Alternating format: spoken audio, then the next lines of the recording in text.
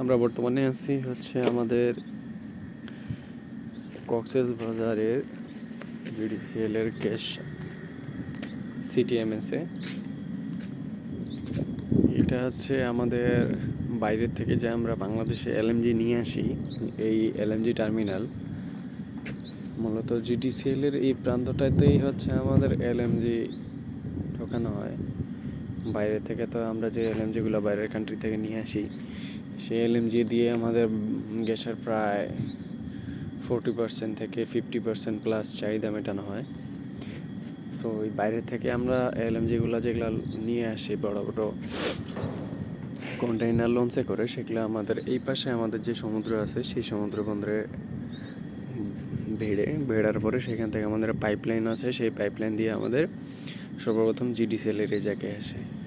জিডিসিএল হচ্ছে আমাদের একটা কোম্পানি যেটা কেবল হয় গ্যাস ট্রান্সমিশন কোম্পানি লিমিটেড।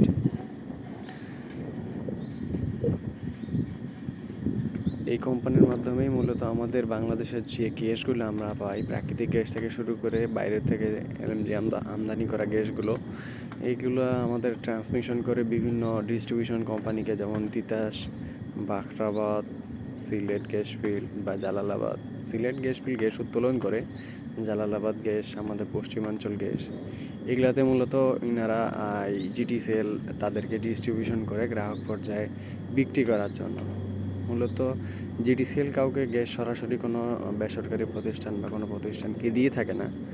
তারা এইখানকার বাংলাদেশের যে বাইরে থেকে আমরা এলএমজি নিয়ে আসি সেই গ্যাস থেকে শুরু করে, প্লাস হচ্ছে আমাদের আমাদের নিজস্ব বাংলাদেশে যে গ্যাস উৎপাদন হয়, অর্থাৎ কূপ থেকে যে গ্যাসটা তোলা হয়, সেই গ্যাসটা মূলত জিটিসিএলই ট্রান্সমিশন করে থাকে। যেমন আমাদের ব্রাহ্মণবাড়িয়াতে আছে তিতাস গ্যাস, সেইখান থেকেই মনে করেন যে সেই গ্যাস উত্তোলন করার পরে তারা গ্যাস জিডিসিএলকে দেয় এবং নিজেরাও কিছুটা বিক্রি করে।